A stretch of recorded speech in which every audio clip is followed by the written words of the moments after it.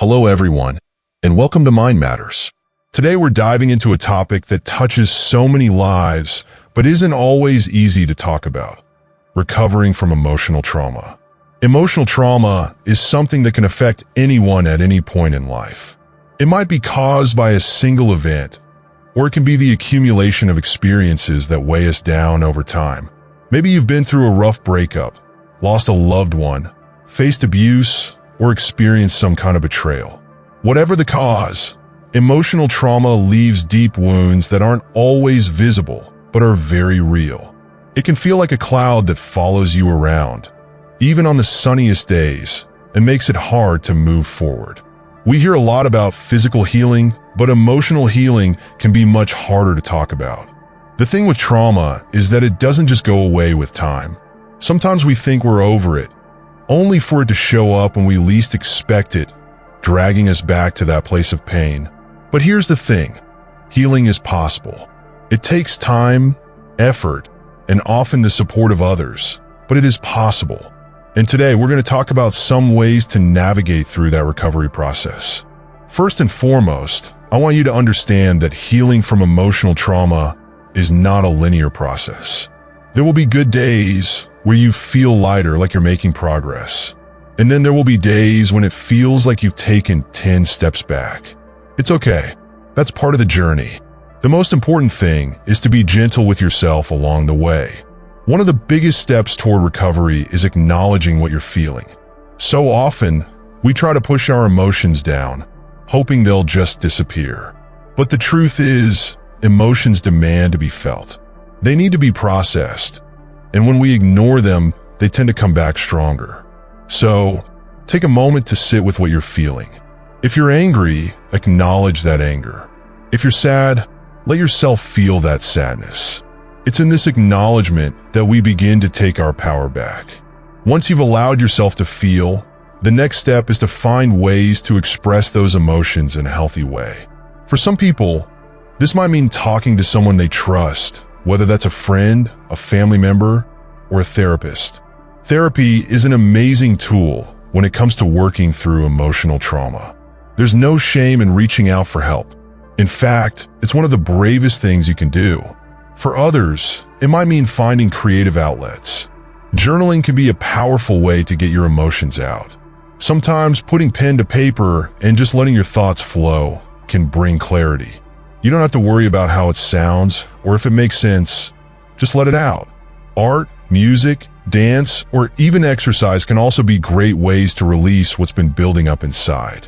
And speaking of exercise, physical movement can play a huge role in emotional healing. Our bodies store trauma in ways we don't always realize. Moving your body, whether through yoga, going for a run, or even just taking a walk in nature, can help release some of that pent-up energy. You might be surprised by how much better you feel after just a little bit of movement. Another key part of the healing process is learning to be patient with yourself. We live in a world that's all about quick fixes, and we're often taught that we should just get over it or move on. But healing doesn't happen overnight, and there's no set timeline. It might take weeks, months, or even years to fully recover from emotional trauma. And that's okay. There's no rush. You are allowed to take as long as you need. And let's talk about boundaries for a moment, because these are super important when you're in recovery mode. Trauma often leaves us feeling vulnerable, and sometimes we can find ourselves in situations that trigger those old feelings of hurt or fear.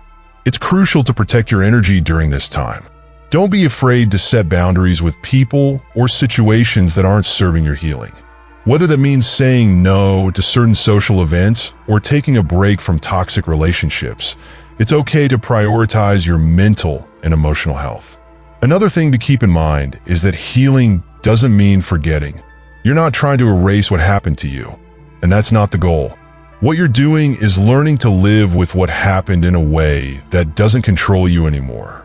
You'll reach a point where the trauma becomes a part of your story, but it no longer defines who you are. And that's powerful.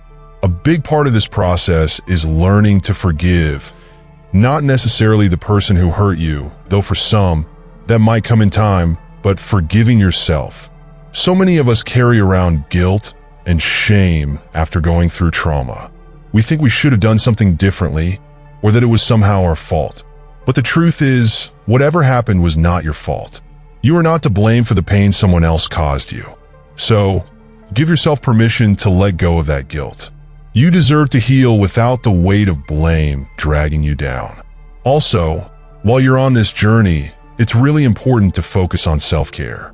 I know that can sound cliché or even trivial when you're dealing with something as heavy as trauma, but self-care is vital to your recovery.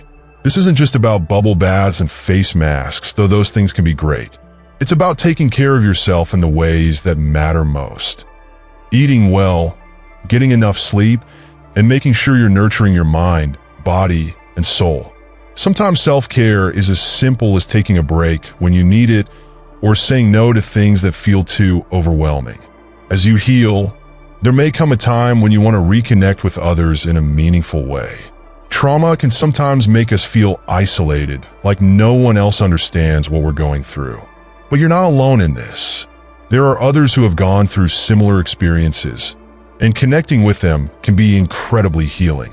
Whether it's joining a support group, talking to someone who's been through something similar, or even finding online communities, it can help to know you're not in this by yourself.